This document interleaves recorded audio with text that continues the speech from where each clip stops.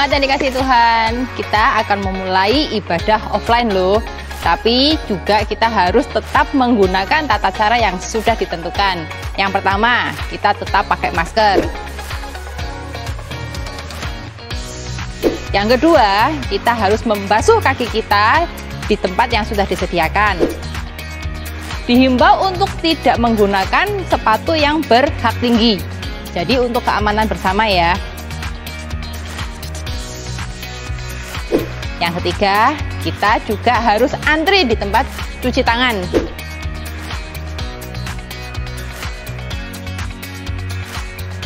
Kita akan diarahkan untuk membasuh tangan kita di wastafel yang sudah disediakan. Di situ akan ada aser yang menghimbau saudara-saudara semua tetap menjaga protokol kesehatan. Yang keempat, kita akan melakukan pengecekan suhu.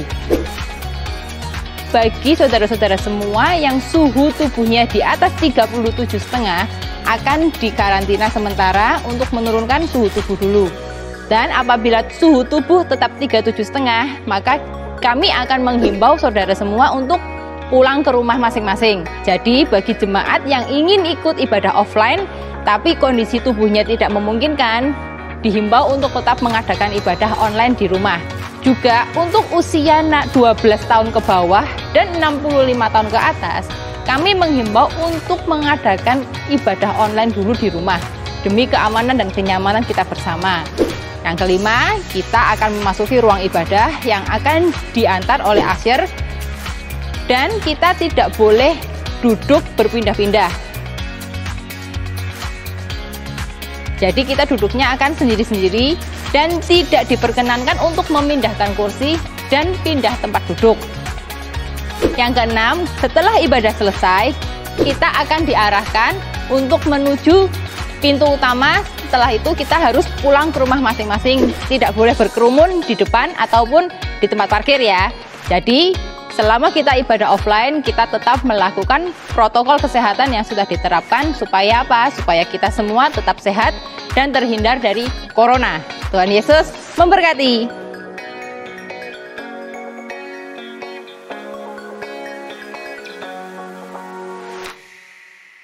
Shalom Bapak Ibu saudara-saudari terkasih, kembali kita berjumpa di dalam ibadah raya secara online.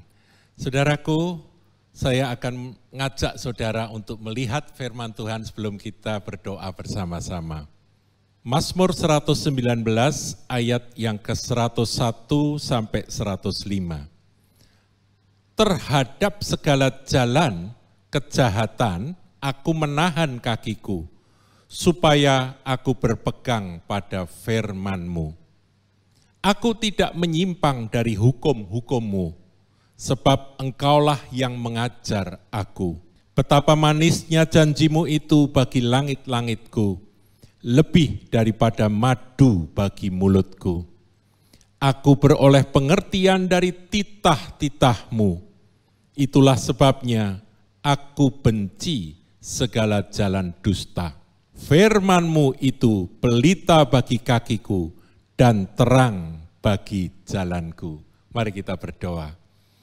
Bapa Maha Kasih, kami bersyukur kalau kami masih dapat beribadah. Meskipun bagi saudara-saudari kami yang saat ini mengikuti ibadah raya secara online, Tuhan kasih karunia-Mu akan Engkau nyatakan, tercurah di tempat di mana anak-anak-Mu mengikuti ibadah, di rumah masing-masing. Biar turun kiranya damai sejahtera sukacita di dalam Roh Kudus atas setiap sidang jemaat umat tebusan-Mu. Kami berterima kasih Tuhan. Sebentar kami rindu untuk memuji, menyembah, meninggikan Engkau. Dan biar kiranya roh puji-pujian menguasai setiap kami. Hamba-Mu berdoa Tuhan untuk anak-anak-Mu, hamba-hamba-Mu yang melayani pujian penyembahan, yang melayani musik, yang melayani sound system, multimedia, yang melayani akan semua di belakang layar perekaman ini. Tuhan, Engkau memberkati. Kami bersyukur dan di dalam nama segala nama, Yesus Kristus Tuhan, kami mulai ibadah pagi hari ini. Amin. Shalom, jemaat yang terkasih di dalam Tuhan dimanapun Bapak Ibu berada. Kita percaya bahwa di dalam hadirat Tuhan ada sukacita yang terus mengalir dalam hidup kita. Yang menjadi kerinduan kita semua adalah biar hari-hari ini kita terus dekat dengan Tuhan, ada dan tinggal dalam hadirat Tuhan. Mari kita akan menyenangkan hati Tuhan dengan kita memuji, menyembah Tuhan dengan segenap hati kita. Terima kasih Tuhan, bawa kami ke gunung kudus-Mu. Bawaku ke gunung kudus-Mu, di tempat kediaman-Mu. Biar kemuliaan melingkupi hidupku dan jiwaku kan dipuaskan. Hanya dekat-Mu itu yang ku perlu. Kau sumber penghiburanku. Dan Kau yang ubahkan air mataku jadi lembah yang bermata air. Sebab itu ku memuji-Mu, Engkau Allahku. Mulutku kan selalu puji dan angkat tangan sembah-Mu, tinggikan nama-Mu, Yesus, kemuliaan bagi-Mu.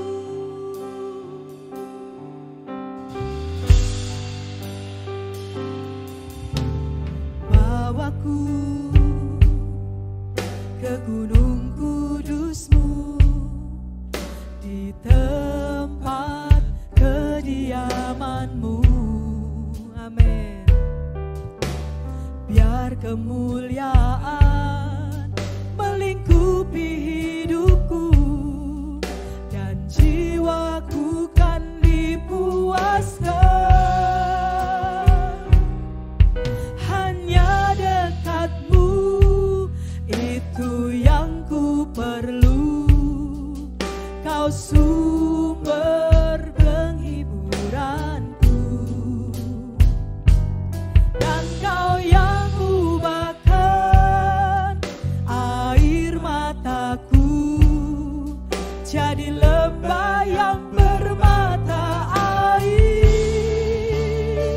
Sebab itu ku memuji-Mu, Engkau Allahku.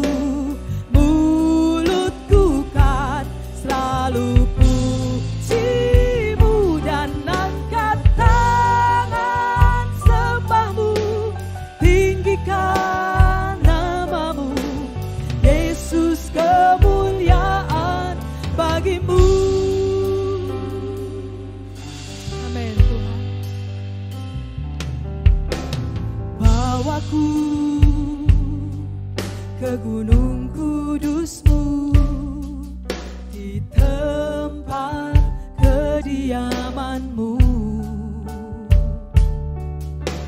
Biar kemuliaan melingkupi hidupku dan jiwaku kan dipuaskan.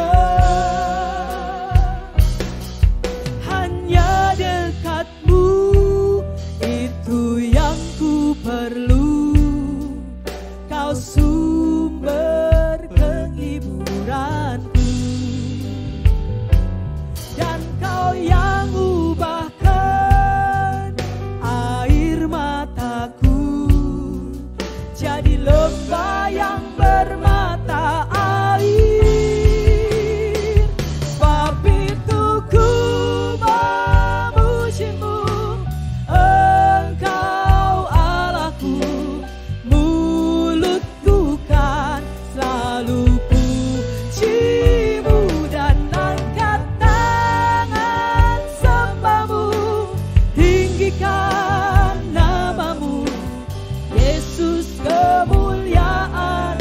bagimu tiada yang dapat memisahkan aku dari kasih-Mu.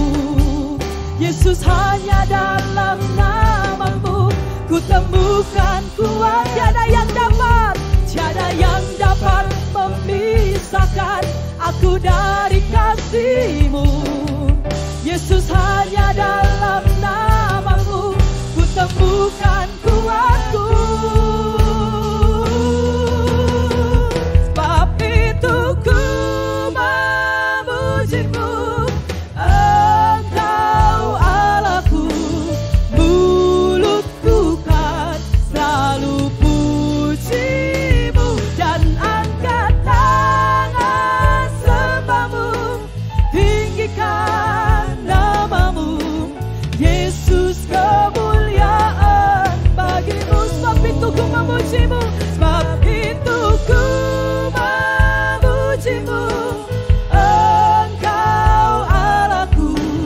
Mulutku kan selalu puji-Mu dan angkat tangan sembah-Mu, tinggikan nama-Mu.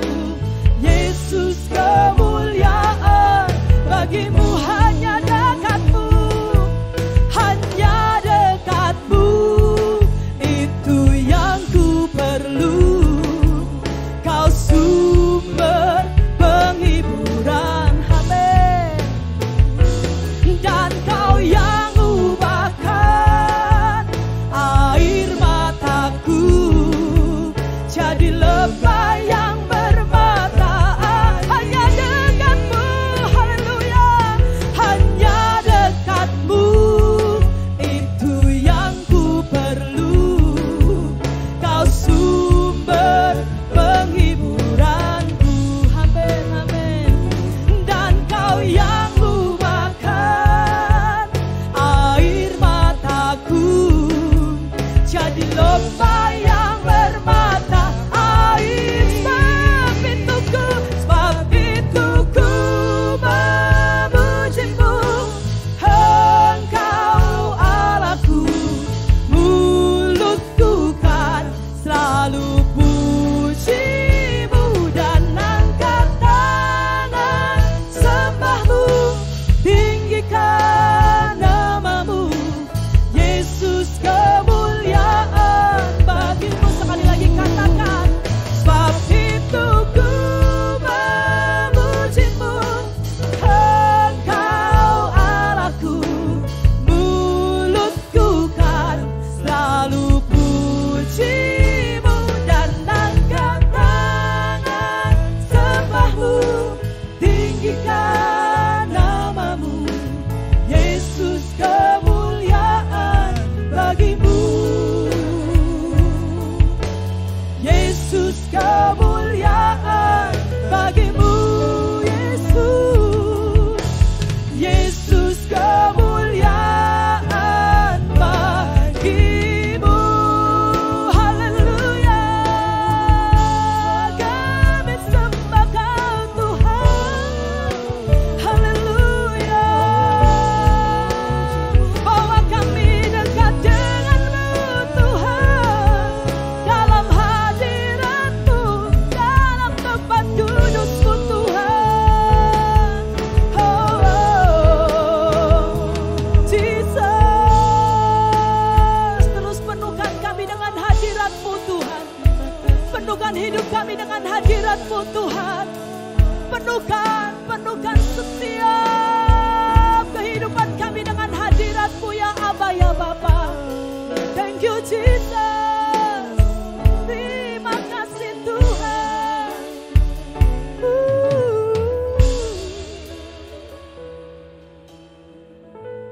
Mari kita berdoa untuk 2 poin, yaitu ibadah streaming dan jemaat. Mari kita berdoa. Bapa kami yang berada dalam kerajaan surga, kami bersyukur dan berterima kasih. Sampai hari ini Engkau selalu menyertai dan turut campur tangan atas segala yang apa kami lakukan, apa yang kami kerjakan.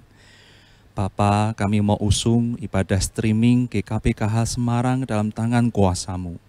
Kami percaya Bapa, setiap anak-anak-Mu yang mendengar setiap pujian, setiap penyembahan, doa dan firman Tuhan di rumah masing-masing, Engkau jamah, Engkau urapi Bapa, sehingga boleh pikiran dan hati ini terjaga tetap kudus. Hadirat-Mu nyata di tengah-tengah keluarga-keluarga GKP Kahal yang melakukan ibadah secara streaming. Kami percaya Bapa, berkat-Mu juga akan sama dan selalu ada untuk kami semua saat ibadah streaming. Dari awal hingga akhir, Tuhan Yesus memberkati. Terima kasih Bapa, kami juga mau usung jemaat GKP Kahal. Kami percaya dalam masa-masa pandemi COVID-19, masa-masa hari-hari ini Bapa, kami percaya Engkau yang berperang, Engkau yang turut campur tangan dan berperkara di setiap pekerjaan, kehidupan, rumah tangga, dan sekolah anak-anak-Mu GKP Kahal. Sehingga boleh Tuhan, hanya ada kasih yang disatukan di dalam keluarga. Hanya ada kasih dan kerendahan hati, kebersamaan yang ada di dalam keluarga GKP Kahal.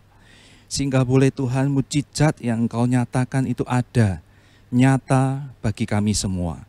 Terima kasih Tuhan Yesus, kiranya berkati jemaat-Mu, jemaat GKP Kahal, untuk menjadi anak-anak-Mu yang memuliakan nama-Mu Tuhan Yesus. Terima kasih. Kami usung jemaat Kahal dalam tangan kuasa-Mu Bapa. Sekali lagi Engkau yang memberkati, Engkau yang berikan jalan, dan Engkau yang berikan mujizat. Dan sebentar kami hendak mendengar firman-Mu, urapi hamba-Mu, sehingga setiap firman yang keluar dari mulut hamba-Mu itu daripada-Mu saja.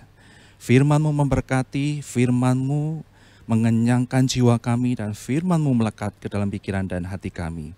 Terima kasih Bapa, hanya di dalam nama Tuhan Yesus kami telah berdoa. Amin. Shalom Bapak Ibu yang dikasihi Tuhan. Saya yakin dan percaya hari ini menjadi hari yang istimewa buat saya pribadi, buat Bapak Ibu semua. Semua bahagia, amin. Ya, hari ini saya ingin melanjutkan apa yang sudah kita dengar atau kita perhatikan firman Tuhan dari 2 minggu lalu dan minggu yang kemarin. Ya, saya menyarankan Bapak Ibu semua nanti kembali lihat YouTube-nya khotbah Om Hin 2 minggu yang lalu dan Tante Elis seminggu yang lalu. Nah, saya ingin melanjutkan atau ingin menambahin. Kita akan buka 2 Timotius pasal yang ketiga, ayat yang pertama. Alkitab berkata demikian. Ketahuilah bahwa pada hari-hari terakhir akan datang masa yang sukar. Saya ulangi, ketahuilah bahwa pada hari-hari terakhir akan datang masa yang sukar. Nah Bapak Ibu yang dikasih oleh Tuhan, kita tahu beberapa minggu yang lalu sudah diumumkan bahwa negara kita Indonesia kemungkinan besar menuju kepada krisis gitu. Tapi ini menjadi doa kita semua supaya itu tidak terjadi. Bapak Ibu dan kita semua berdoa untuk itu. Nah, Alkitab berkata bahwa pada hari-hari yang terakhir ada masa yang sukar. Krisis yang kita hadapi saat ini, baik itu kesehatan atau COVID yang saat ini masih ada, dan kemudian ditambah lagi kemungkinan besar krisis ekonomi, ini semua dialami oleh semua orang. Bukan hanya Bapak Ibu saja atau mungkin sebagian orang tidak. Semuanya mengalami ini semua. Jadi ini krisis benar-benar kita semua bahkan dunia mengalami hal yang sama. Saya mau sampaikan begini, beberapa waktu lalu saya telepon beberapa customer gitu ya untuk menjalin hubungan dengan mereka, dan saudara tahu saat saya telepon mereka semuanya mereka curhat gitu ya. Jadi mereka curhat dengan kondisi ekonomi yang seperti ini. Bahkan saat saya ketemu dengan teman yang lain, semuanya mereka membicarakan tentang krisis yang ada. Dan mereka semua mengeluh semuanya. Hanya 1-2 yang mereka tidak mengeluh. Tapi hampir semuanya mereka mengeluh. Nah, ini malah yang terjadi adalah sesi curhat, saudara. Ya, tapi Alkitab berkata ini masa-masa terakhir yang saudara mau tidak mau kita semua mengalami ini. Nah Bapak Ibu kalau ingat 2 minggu yang lalu yang disampaikan oleh Om Hin, bagaimana Om Hin menceritakan jemaat Philadelphia, kemudian Nabi Elia dengan janda Sarfat dan Nabi Elia yang dipiara oleh gagak. Semua orang mengalami itu semua dan ini yang disebut krisis. Minggu yang lalu Tante Elis juga menyampaikan yang kurang lebih sama tentang kekhawatiran dan kita dikuatkan dengan firman yang disampaikan oleh Tante Elis bagaimana kita mempercayai dia. Nah hari ini kita akan melihat satu tokoh yang mengalami hal yang sama tetapi responnya berbeda. Tokoh tersebut adalah Ishak. Ya. Kita akan buka Kejadian pasal yang ke-26, ayat yang pertama sampai terakhir. Nanti Bapak Ibu baca sendiri, renungkan setelah firman ini, karena ini menguatkan kita. Nah, saya mau bacakan untuk Bapak Ibu semua Kejadian pasal yang ke-26, ayat yang pertama. Kita berkata demikian. Maka timbullah kelaparan di negeri itu. Ini bukan kelaparan yang pertama yang telah terjadi dalam zaman Abraham. Sebab itu Ishak pergi ke Gerar kepada Abimelekh, raja orang Filistin. Ya, kita berkata ini kelaparan yang dialami oleh Ishak bukan yang pertama.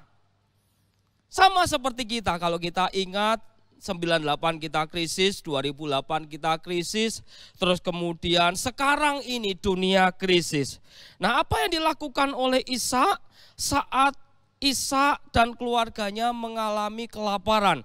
Ternyata bukan hanya orang-orang dunia saja yang mengalami, bahkan Ishak juga mengalami. Jadi jangan dipikir krisis ini khusus untuk orang-orang dunia, tidak.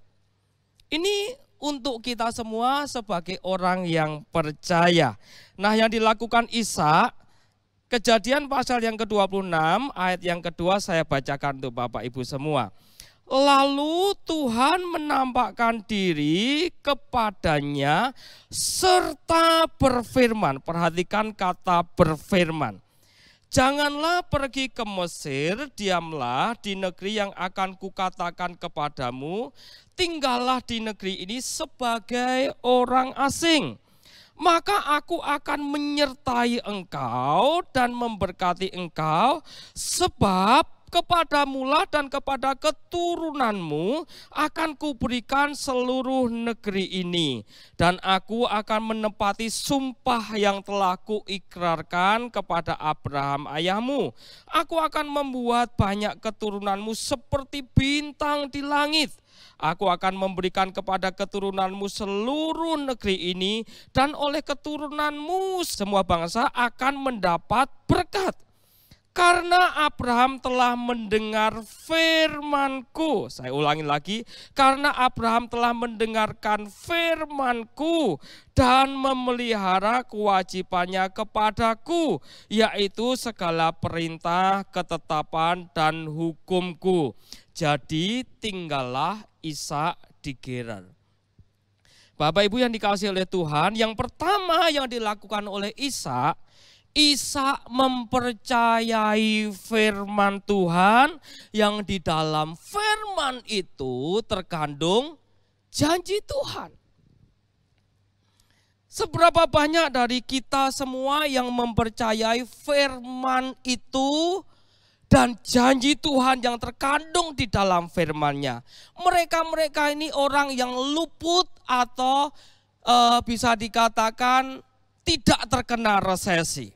Karena apa? Karena firman Tuhan itu di atas segala-galanya. Minggu yang lalu Tante Elis menyampaikan banyak kesaksian dan itu semua dikatakan karena janji Tuhan yang ada dalam firman-Nya.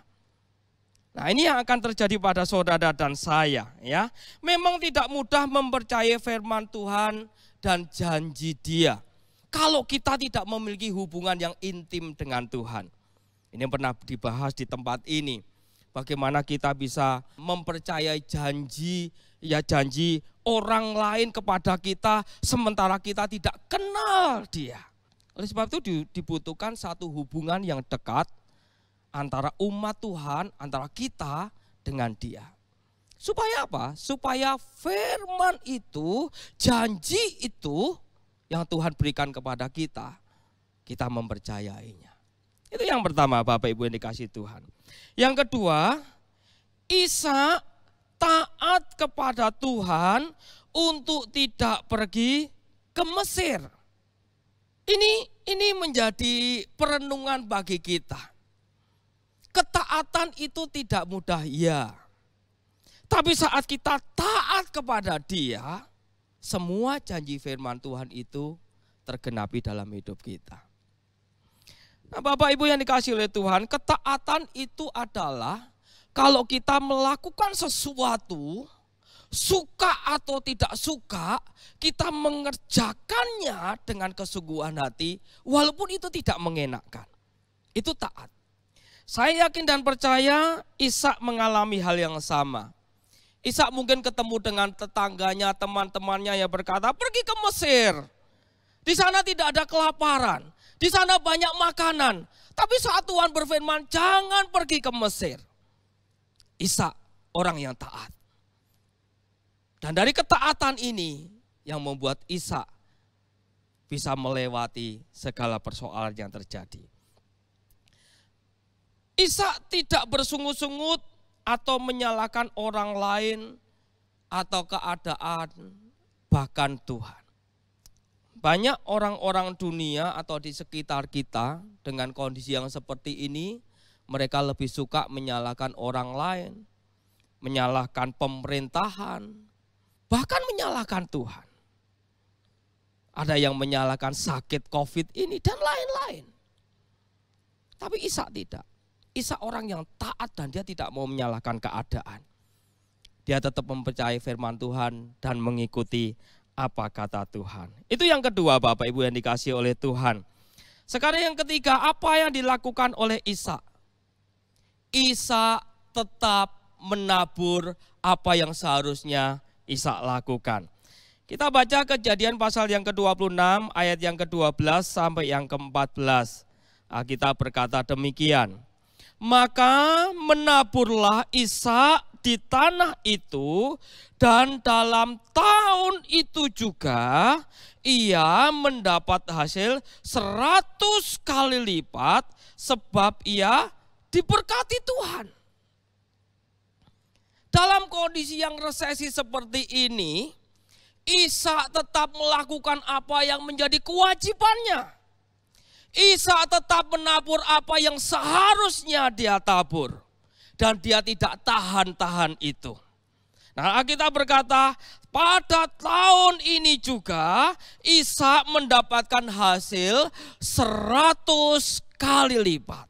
Nah, Bapak Ibu yang dikasihi oleh Tuhan, dalam kondisi yang seperti ini mungkin kita berpikir ini kesempatan kita punya alasan untuk tidak menabur. Nah, menabur itu bukan hanya masalah duit. Iya, itu salah satunya saat kita memberikan persembahan. Tidak mengurangi persembahan kita yang seharusnya kita berikan. Bahkan kita menabur lebih lagi. Tapi bukan hanya itu saja, ternyata menabur itu banyak hal. Kata-kata positif, kata-kata yang memberkati, kata-kata yang membuat orang mengalami damai sejahtera. Bukan kata-kata yang menjatuhkan, bukan kata-kata yang negatif. Itu taburan, Bapak Ibu yang dikasihi oleh Tuhan. Nah, dalam kondisi seperti ini kita ditantang untuk tetap menabur. Walaupun secara manusia mungkin bagaimana caranya. Tapi hari ini kita belajar dari seorang tokoh yang luar biasa bernama Ishak. Nah, kita berkata dia tetap menabur, saudara. Dan apa akibatnya? Saya bacakan, saya lanjutkan. Dan orang itu atau Ishak menjadi kaya, bahkan kian lama kian kaya, sehingga ia menjadi sangat kaya. Saudara percaya? Kalau saudara tidak mempercaya firman ini, saudara dan saya tidak menjadi bagian dalam firman ini. Dari apa yang ditabur oleh Ishak, Alkitab berkata, orang ini menjadi kaya. Terus dilanjutkan, bahkan kian lama, kian kaya. Sehingga ia menjadi sangat kaya. Saya percaya kalimat ini enak kita dengar di telinga kita dan kita mengaminkan ini, saudara. Tapi ada ayat sebelumnya berkata, maka menaburlah Ishak di tanah itu. Amin. Apa yang kita tabur itu kita tuai. Saudara menabur kebaikan, saudara akan menuai kebaikan. Tapi demikian juga kalau saudara menabur hal yang kurang baik, saudara juga akan menuai yang kurang baik. Saya akan bacakan ayat berikutnya Bapak Ibu. Ia mempunyai kumpulan kambing domba dan lembu sapi, serta banyak anak buah, sehingga orang Filistin itu cemburu kepadanya. Ini Ishak menjadi sangat kaya diberkati, bahkan orang-orang sekelilingnya cemburu kepada dia, karena dia kaya. Saudara masih ingat yang disampaikan oleh Om Hin 2 minggu yang lalu, bagaimana janda Sarfat dengan kondisinya yang miskin. Bahkan Alkitab berkata, janda ini berkata, ini tinggal segenggam tepung dan sedikit minyak. Ini aku akan buat roti untuk makan anakku dan aku hari ini saja. Setelah itu kami mati. Ini kondisi yang krisis, saudara. Tapi waktu Nabi Elia datang, dia berkata, buat dulu sepotong kecil. Itu untuk aku dulu, baru untuk kamu dan anakmu. Nanti kau tidak akan berkekurangan. Nabi Elia berkata demikian. Dan luar biasa, janda ini benar-benar menabur.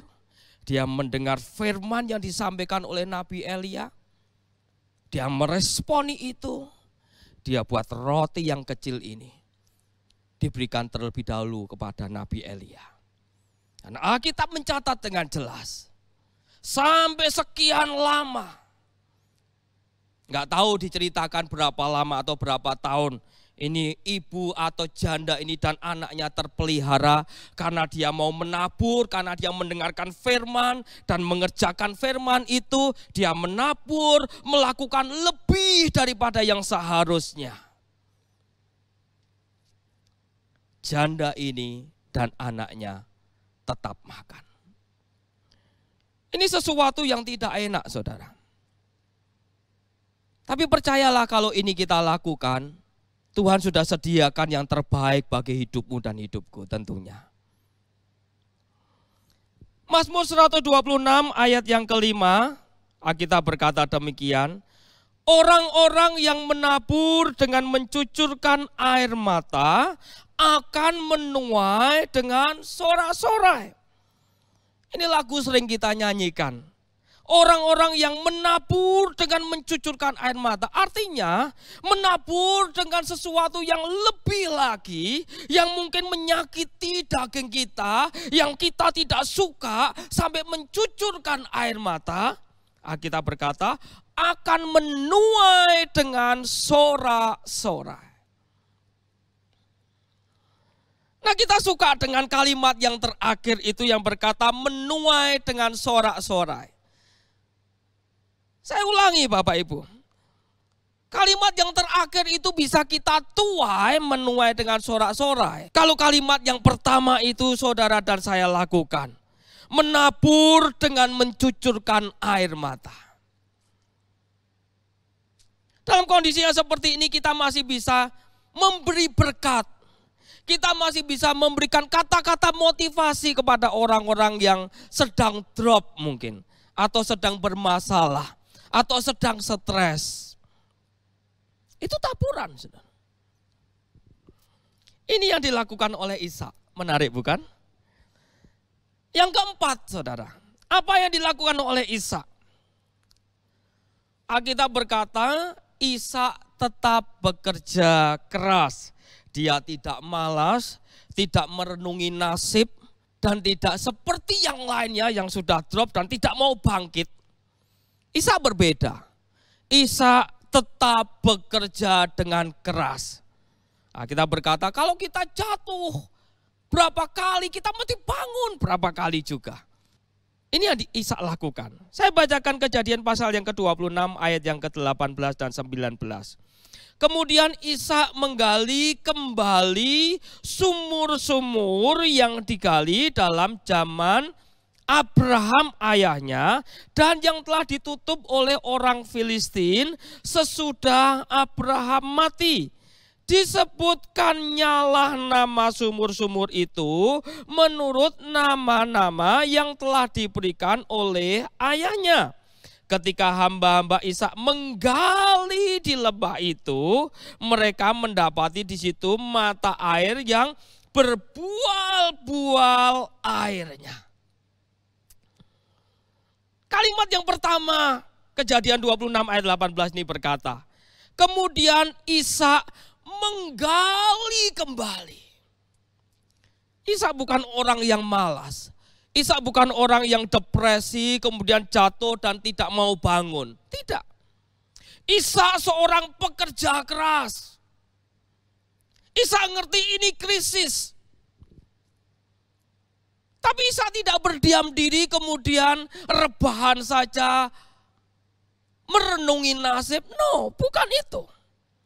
Alkitab berkata Ishak menggali kembali sumur-sumur yang digali dalam zaman Abraham, ayahnya itu. Bapak Ibu yang dikasihi oleh Tuhan, Alkitab juga berkata, kalau tidak bekerja, jangan makan. Artinya apa? Jangan malas. Ini yang mestinya saudara dan saya lakukan. Ayo yang kita melayani dalam pelayanan, ayo kita bekerja lebih lagi melayani pekerjaan Tuhan. Dalam teman-teman yang bekerja di kantor, ayo lakukan lebih lagi. Walaupun mungkin gajinya dipotong atau mengalami hal-hal yang lain, PHK dan lain-lain, ayo kita bangkit kembali. Sama seperti Ishak, Ishak bekerja dengan keras. Ishak tidak mau berpangku tangan, Ishak tidak mau bermalas-malasan. Karena dia tahu, dia harus bekerja keras. Saya berdoa bagi kita semua. Saudaraku yang dikasihi oleh Tuhan, jangan pernah punya mental seorang yang malas. Orang yang malas tidak akan diberkati. Saudara mau berdoa sehari 7 kali pun kalau engkau malas, Tuhan tidak akan memberkati. Karena apa? Kita berkata bahkan belajarlah sama seperti semut. Semut itu bekerja terus. Miliki mental pekerja yang keras, saudara. Amin. Yang terakhir apa yang dilakukan oleh Ishak? Yang kelima, Ishak orang yang mengalah. Ishak tidak suka pertengkaran. Ishak tidak suka perselisihan. Saya bacakan Kejadian pasal yang ke-26 ayat 20 sampai yang ke-22. Alkitab berkata demikian. Lalu bertengkarlah para gembala Gerar dengan para gembala Ishak. Kata mereka, air ini kepunyaan kami. Dan Ishak menamai sumur itu Esek. Karena mereka bertengkar dengan dia di sana. Ini yang menggali Ishak dan hamba-hambanya. Kemudian direbut. Dan terjadi pertengkaran. Ishak ngalah loh. Kalau Pak Mul berkata, yowis gitu kan. Sudah mesti ingat statement atau quote-nya Pak Mul, Pak Lukas Mulyanto. Yowis gitu ya. Kemudian mereka menggali sumur yang lain dan mereka bertengkar juga tentang itu. Maka Ishak menamai sumur itu Sitna. Sama saudara. Esek itu artinya adalah pertengkaran. Sitna artinya perselisihan. Segala sesuatu yang kita lakukan kalau itu menimbulkan pertengkaran, menimbulkan perselisihan, percayalah itu bukan dari Tuhan. Cobalah untuk kita berkata yowis atau mengalah. Tidak mudah memang. Tapi hari ini kita belajar dari firman Tuhan. Bagaimana kita belajar untuk tetap mengalah. Karena dari kita mengalah itu Tuhan akan memberikan berkat-Nya bagi saudara dan saya juga. Saya lanjutkan ayat berikutnya. Ia pindah dari situ dan menggali sumur yang lain lagi. Tetapi tentang sumur ini mereka tidak bertengkar. Sumur ini dinamainya Rehobot. Dan ia berkata, sekarang Tuhan telah memberikan kelonggaran kepada kita, sehingga kita dapat beranak cucu di negeri ini. Rehobot artinya tempat yang lapang atau tempat yang luas. Sampai Ishak berkata, sekarang Tuhan telah memberikan kelonggaran kepada kita, sehingga kita dapat beranak cucu di negeri ini. Oleh sebab itu sumur yang kita gali ini, kita kasih nama Rehobot. Saudaraku yang dikasihi oleh Tuhan, belajarlah kita untuk tidak iri hati, tidak sakit hati. Belajarlah untuk menghindari pertengkaran ataupun perselisihan. Saya percaya ini tidak mudah, apalagi posisi kita yang tidak salah dan kita disalahkan. Dalam rumah tangga juga demikian, Bapak Ibu yang dikasihi oleh Tuhan. Suami dan istri bagaimana kita belajar untuk mengalah. Kata-katanya Pak Lukas Mul ini mesti harus kita lakukan loh.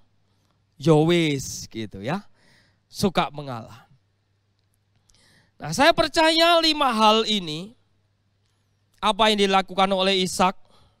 Saya ulangi lagi. Yang pertama adalah Ishak mempercayai firman Tuhan karena di dalam firman Tuhan itu terkandung janji-janji Tuhan bagi hidupmu dan juga hidupku. Percayai firman Tuhan. Yang kedua, Ishak orang yang taat. Walaupun sekelilingnya berkata, ayo pindah ke Mesir, tidak. Ishak taat akan firman. Yang ketiga, Ishak tetap menabur. Walaupun kondisinya sedang resesi mungkin. Karena Alkitab berkata, ini kelaparan bukan yang pertama. Yang keempat, apa yang dilakukan oleh Ishak? Ishak tetap bekerja keras. Ishak tidak malas. Ishak melakukan lebih bahkan dari yang sebiasanya Ishak lakukan. Dan yang terakhir, Ishak orang yang mengalah. Walaupun dia yang menggali, orang-orang yang menggali sumur tapi direbut, dan Ishak memberikan itu. Dan dia menamai Esek, dia menamai Sitna. Karena itu pertengkaran, ini perselisihan. Dan sampai akhirnya Tuhan berikan Rehobot. Tanah yang luas, yang lapang, sumur yang mungkin lebih baik daripada Esek maupun Sitna. Saya percaya hari ini firman ini untuk kita semua. Untuk saudara, juga untuk saya pribadi. Saya berdoa hari ini setiap kita diberkati dengan firman ini dan setiap kita boleh menjadi pelaku-pelaku firman. Bapak Ibu yang dikasihi Tuhan, kita akan berdoa dan saat ini kalau kita ada dari kita sedang mengalami masalah atau susah atau krisis apapun juga yang kita semua tahu ini sungguh berat. Ayo bersama-sama dengan saya kita berdoa, minta kepada Tuhan. Saja angkat tangan kita sama-sama dengan saya. Tuhan Yesus, terima kasih untuk firman-Mu. Terima kasih kami belajar dari tokoh yang luar biasa, Ishak Tuhan. Dan kami mau seperti hamba-Mu ini. Kami mau seperti Ishak yang mengandalkan Engkau. Hal-hal yang dilakukan oleh Ishak ini, kami mau mengerjakannya. Karena kami tahu Engkau kalau memberkati Ishak, Engkau juga akan memberkati setiap kami semua. Terima kasih Tuhan, kami percaya Engkau mendengar setiap doa kami. Segala hormat, pujian, kemuliaan bagi Engkau di dalam nama Yesus. Yang percaya katakan amin, amin. Tuhan Yesus memberkati kita semua. Amin. Kau Allah yang besar, ajaib dan mulia.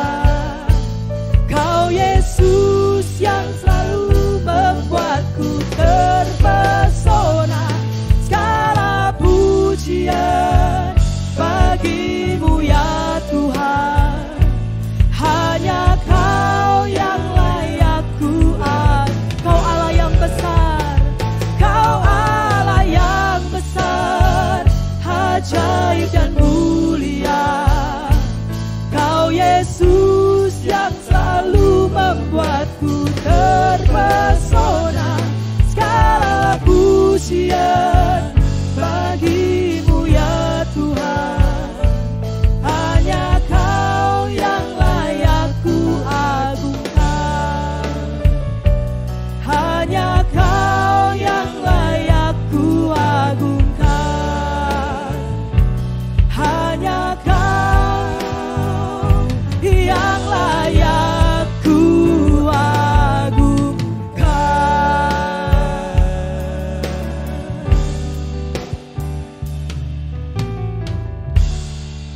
Bapak Ibu saudari sidang jemaat yang diberkati, setelah kita sama-sama menikmati firman Tuhan dan kita semua dimotivasi, dikuatkan oleh firman Tuhan, sekarang tiba waktunya bagi kita untuk memberikan persembahan.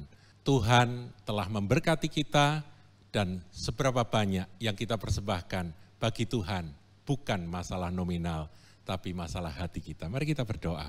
Bapa Maha Kasih, inilah persembahan dari umat-Mu, kiranya Engkau menerimanya, dan kami berdoa kiranya para pengelola akan keuangan gereja beroleh akan hikmat daripada-Mu untuk memakainya, menggunakannya bagi kemuliaan Tuhan.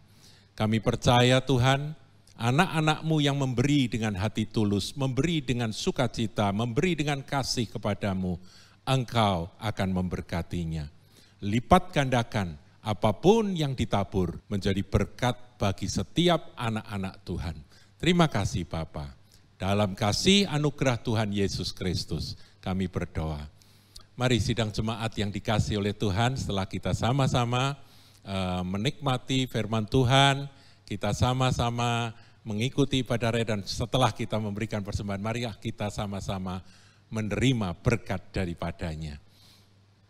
Para kekasih Tuhan, umat tebusan biji mata Allah, setelah engkau mengikuti seluruh rangkaian ibadah raya pada pagi hari ini, sekarang turun kiranya segala berkat terbaik dari tempat maha tinggi atas Anda sekaliannya. Turun berkat-berkat rohani, berkat-berkat jiwani, dan berkat-berkat materi atasmu, sehingga engkau tidak akan kekurangan apa-apa.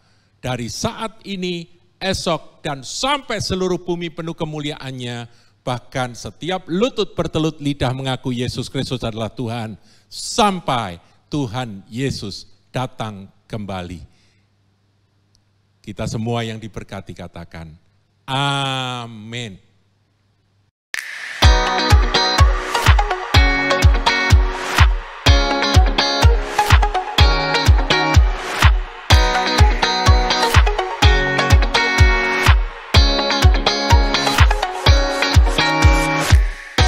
Jemaat yang dikasihi Tuhan, kita akan memulai ibadah offline loh. Tapi juga kita harus tetap menggunakan tata cara yang sudah ditentukan. Yang pertama, kita tetap pakai masker. Yang kedua, kita harus membasuh kaki kita di tempat yang sudah disediakan. Dihimbau untuk tidak menggunakan sepatu yang berhak tinggi. Jadi untuk keamanan bersama ya. Yang ketiga, kita juga harus antri di tempat cuci tangan.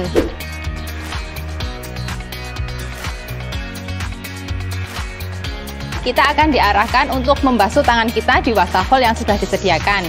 Di situ akan ada aser yang menghimbau saudara-saudara semua tetap menjaga protokol kesehatan. Yang keempat, kita akan melakukan pengecekan suhu. Bagi saudara-saudara semua yang suhu tubuhnya di atas 37,5 akan dikarantina sementara untuk menurunkan suhu tubuh dulu. Dan apabila suhu tubuh tetap 37,5, maka kami akan menghimbau saudara semua untuk pulang ke rumah masing-masing. Jadi bagi jemaat yang ingin ikut ibadah offline tapi kondisi tubuhnya tidak memungkinkan, dihimbau untuk tetap mengadakan ibadah online di rumah. Juga untuk usia 12 tahun ke bawah dan 65 tahun ke atas, kami menghimbau untuk mengadakan ibadah online dulu di rumah demi keamanan dan kenyamanan kita bersama. Yang kelima, kita akan memasuki ruang ibadah yang akan diantar oleh usher, dan kita tidak boleh duduk berpindah-pindah. Jadi kita duduknya akan sendiri-sendiri dan tidak diperkenankan untuk memindahkan kursi dan pindah tempat duduk. Yang keenam, setelah ibadah selesai, kita akan diarahkan untuk menuju pintu utama. Setelah itu kita harus pulang ke rumah masing-masing, tidak boleh berkerumun di depan ataupun di tempat parkir ya. Jadi selama kita ibadah offline, kita tetap melakukan protokol kesehatan yang sudah diterapkan supaya apa? Supaya kita semua tetap sehat dan terhindar dari corona. Tuhan Yesus memberkati.